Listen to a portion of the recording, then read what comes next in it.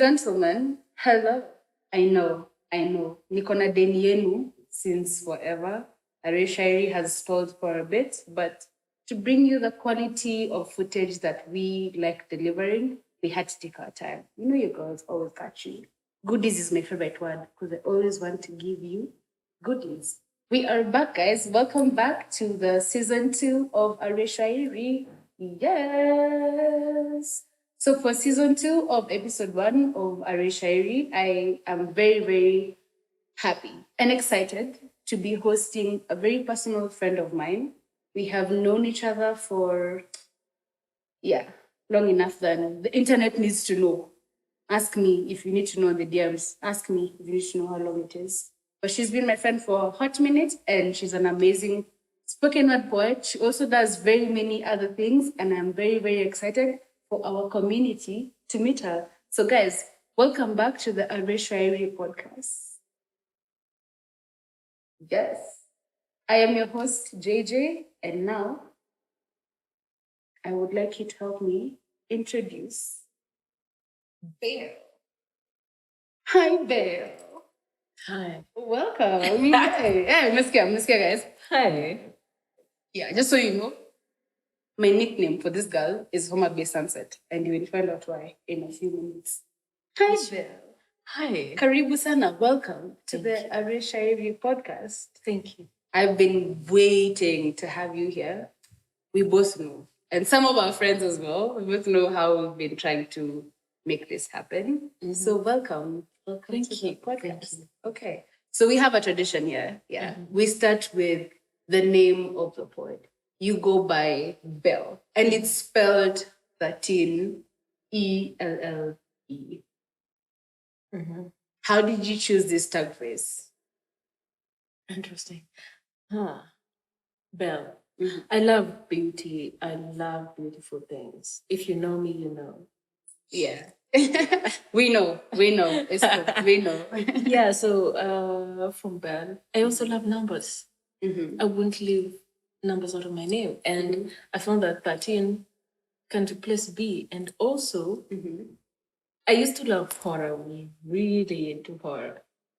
And 13 is a big number there. So for me, it was killing Friday the 13th. Right. Yeah. So that's how I came up with the name. And I still love it. I'm not that crazy about horror now, but I still really love it. I love it the way it is. I noticed that the 13, when you put it together, 13 makes a B. That was completely genius. So let's get into your journey with poetry, spoken word and poetry. How did you discover your love for poetry? When was the first time that you discovered your love for poetry? Did something happen? Or were you asked to do something? How did that happen that you discovered that, oh, wait, I can be a spoken word artist? I'll say interesting to a good question. I love words. I really love words. And I noticed that I was still in primary, I don't remember where, but I really love words. I used to write very long compositions. Very long, a whole story. So yeah. Then you see these 2 stories you go for English books. Yeah. I was really smitten. I was like, hey, that's really beautiful. I can experiment with that. Then I started experimenting. It got deeper when I got to high school, but I feel like I was very limited on things I could write about. Yeah. It was an environment, mostly love, of course. Yeah. Yeah, so I used to write kidogo, talk to my English teacher. And yes, I went to uni and met my neighbor on the opposite side. She used to sing a lot. So I was like, interesting. She told me about the talent show and a group she was in called Pod. Okay. Pieces of Distractions. Oh, that's really cool. It is a cool group. Yeah. It was dope. It was dope. Yeah. So when I went there, and only co-exposed to performance poetry. I used to just write. So in 2015, Donilians for performance, poetry for performance. Yeah. What made you switch from written poetry to performance? I still write both. I like both. Yeah. Yeah. So when you started to do poetry, you realize that when you're writing, this is something I can actually go on stage and recite? I noticed that they have two very different processes. Yes. For me, when I'm writing just poetry for, my site or myself, it's different from when I'm writing for performance, because then I'm picturing a lot of things, But when it's a page poetry, it's just from the heart, it's raw. You don't have to bring a lot of things into it. But performance, you have to add some flesh to it. Yes, there's the whole performance aspect of it. You have to bring the drama, actually. Yeah. Okay. How long have you been doing poetry for? Performing since 2015. Yeah. But were you writing before that? Yes. Okay. So for performing, have you been performing purely in the Kenyan scene? Yeah. Yeah. Tell us about the experience in being a spoken word and poetry artist in the Kenyan scene, the Kenyan poetry and spoken word artist scene. Oh, this is going to be embarrassing. Tell us the good, the bad, the ugly. We're here for all of it. No, it's actually going to be embarrassing because I have no idea.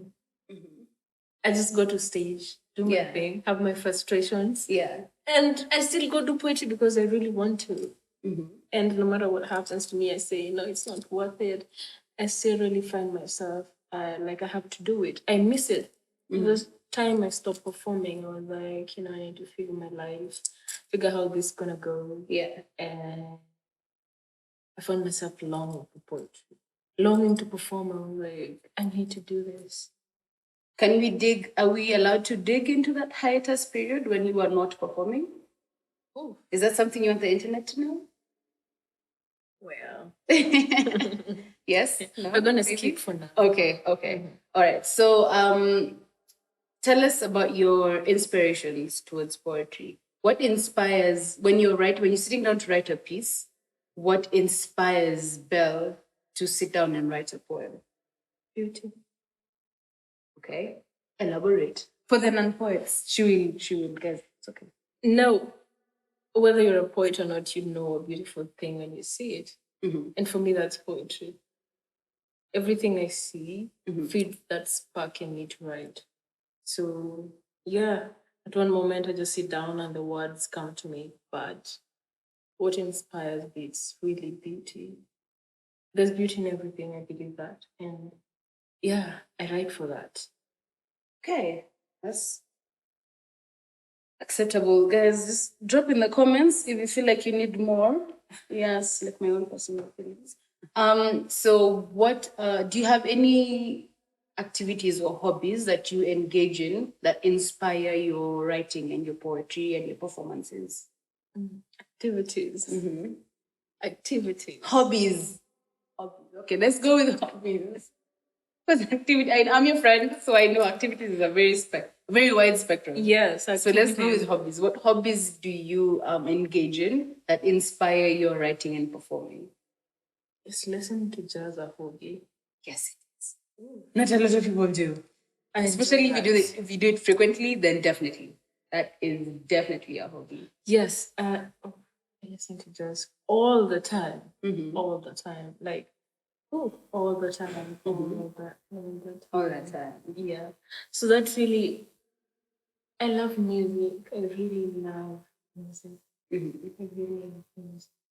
So I think that inspires me. And you listen to music as a hobby to fuel your poetry? Yeah, sometimes I'm just like, I need some rhythm, because the words are there. But I feel like when you get the rhythm, you start to form the words into a song. Oh, yeah, it flows. Yes. Yeah. So sometimes I need that, but sometimes you just... So, as your friend, I know you interact with other forms of art other than poetry, like you're a fashion stylist, you make your own accessories. Tell us about everything else that you do aside from spoken word and poetry, but in a way is channeling a creativity thing back into your poetry. That is a very good question. Yeah, because I feel like you're still interacting with other aspects of the entertainment industry, of the industry, but the creative industry. But does it in turn fuel the poetry, or is it on its own? No, I feel like they're all connected. For me, the first thing, at least primarily, I'm a poet. I feel like primarily I'm a poet. Okay. Then other things feed off this. Everything I do channels from this poetry. Okay. Like my fashion, uh, uh, for me, it has to give a vibe, give a story, give a feeling. Poetry is all about tapping into that feeling. For me, I want that feeling. When you walk up to someone and talk to someone, do they get a feeling from you? Like, be alive, not in you alone, but also in your dressing. So, poetry first, then everything goes from it. My jewelry, I love old stuff. I love things that are sort of one piece, that something that I can't replicate.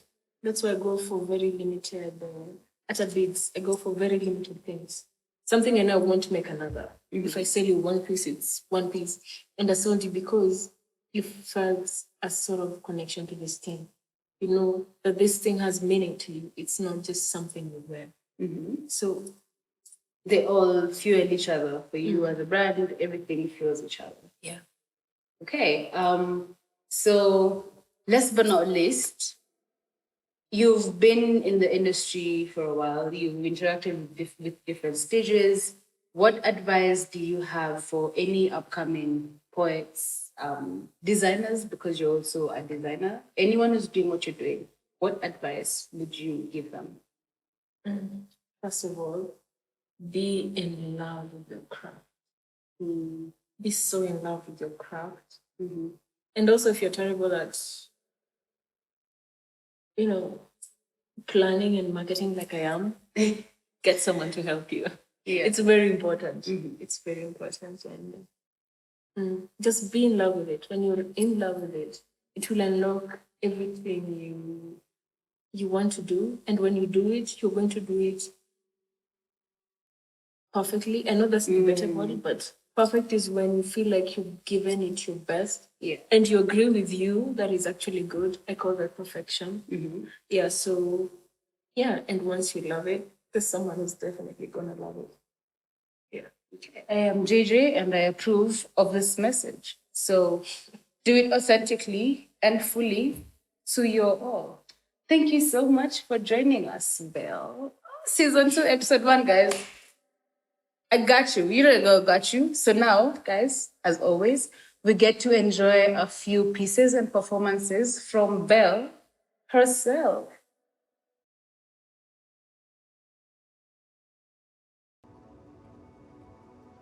Love. How come you don't matter yet you're all that matters? You're the 4-letter word that can quiet a heart and trigger one.